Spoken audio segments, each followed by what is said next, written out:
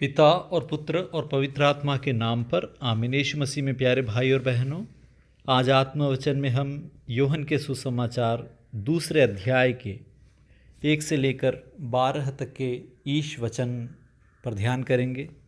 वहाँ पर हम ये देखते हैं कि काना के विवाह भोज में प्रभु पानी को, जो कि शुद्धिकरण के लिए रखा गया था, उन पानी की 6 मटकों में था, उन्हें प्रभु अंगूरी में बदलते हैं, जो कि एक बहुत ही बड़ा चिन्ह है और यूहन्ना के सुसमाचार में सबसे पहले दिखाया जाने वाला एक चिन्ह है, बड़ा चमत्कार है, जिससे कि ईसा मसीह कौन है, क्या है और किस लिए वो इस दुनिया में आए, सब कुछ इस चिन्ह में अभिव्यक्त होता है।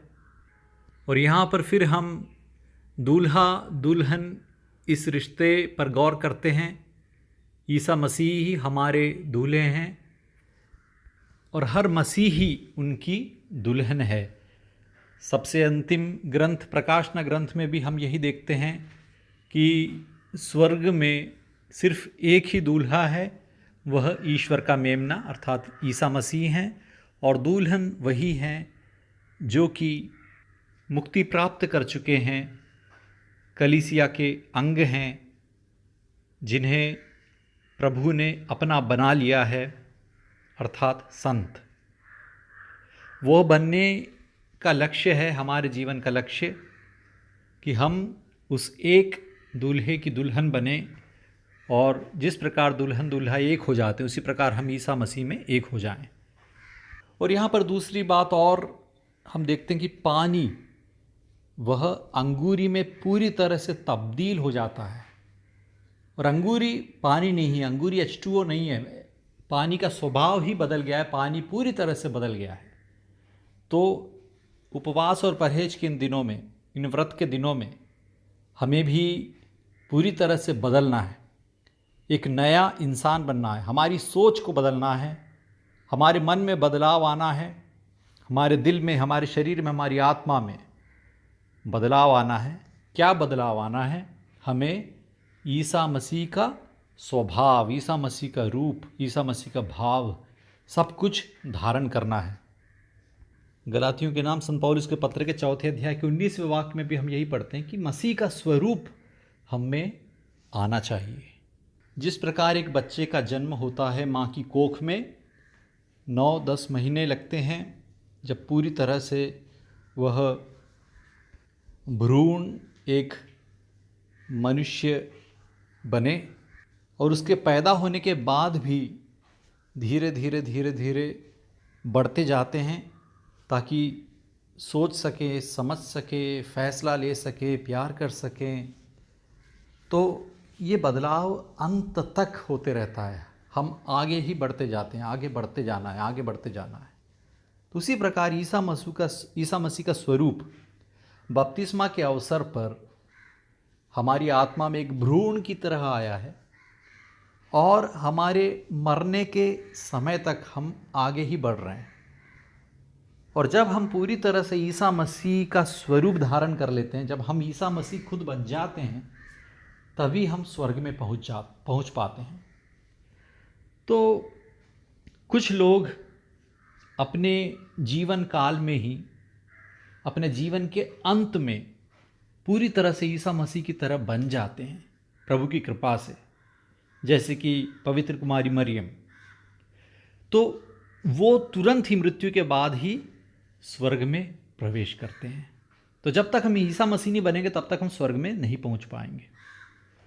और कुछ लोग मृत्यु के समय पर उस स्वरूप पाने के लिए, उस स्वभाव को धरने के लिए, स्वरूप को धरने के लिए अग्रसर हैं, लेकिन थोड़ा और समय उन्हें लग सकता है।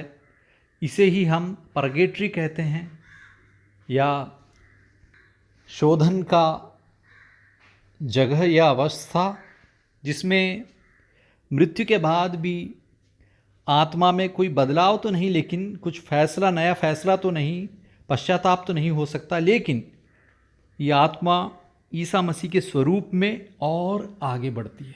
और जब वो स्वरूप पूरा होता है तब शोधन स्थल से यह आत्मा स्वर्ग में प्रवेश करती है। तो इसलिए हमारे जीवन में हमें हमेशा इसी लक्ष्य से जीना है कि हमें ईसा मसीह का स्वरूप धारण करना है, हमें ईसा मसीह बनना है। हमारे सोच विचार में, हमारे देखने में, हमारे हर कार्य में।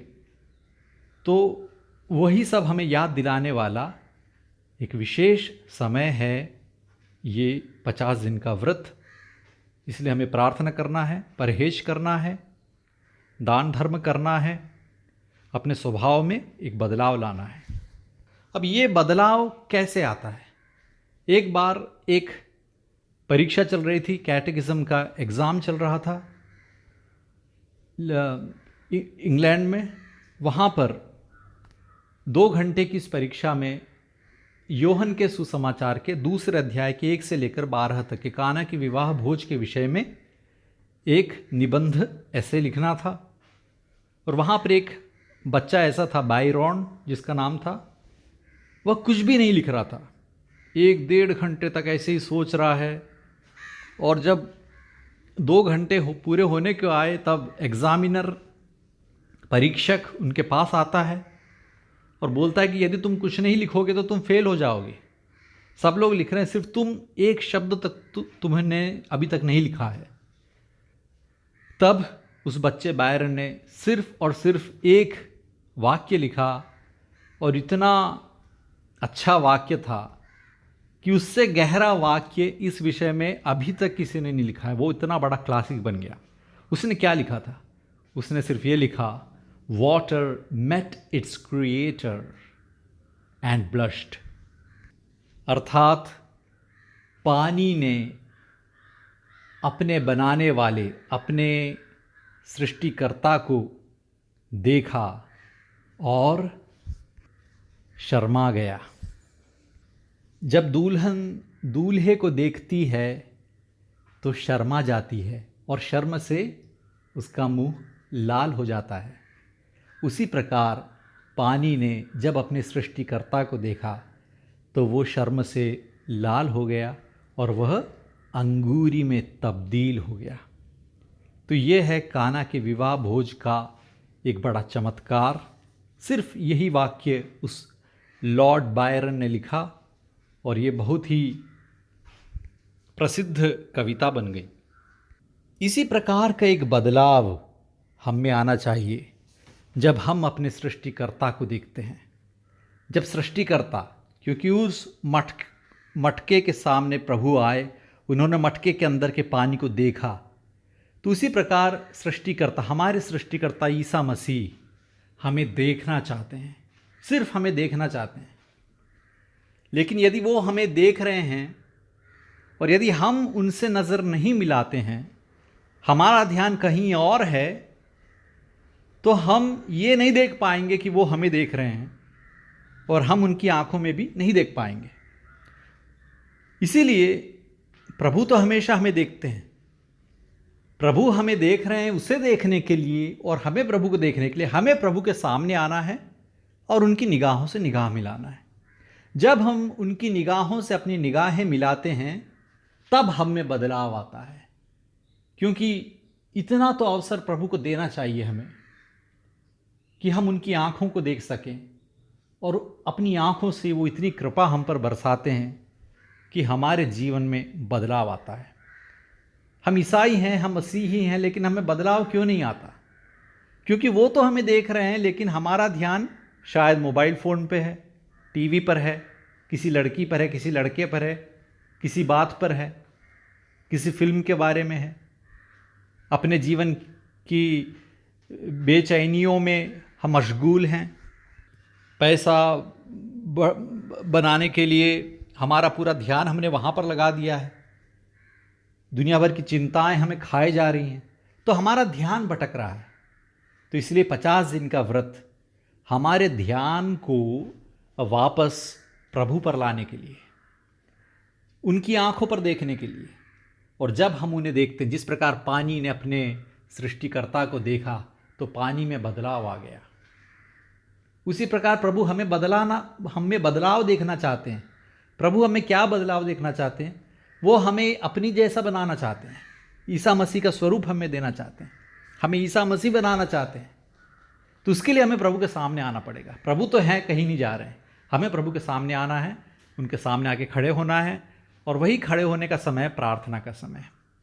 थोड़ा बहुत मौन धारण करते हुए, निशब्द बनते हुए उनके पैरों पर आकर बैठो, थोड़ा समय उनके साथ बिताओ, प्रार्थना करो, बात करो, उनकी आंखों में देखो, और अपनी नज़र से ही वो हमारी नज़र में प्रवेश करेंगे, हम पर इतनी कृपा बरसाएंगे कि हम भी, यदि हम पानी हैं तो हम अंगूरी में तब्दील हो जाएंगे, हमें बदलाव आएगा। यही हमारे जीवन में भी हो। ईश्वर आपका अनुग्रहित करे। आमीन।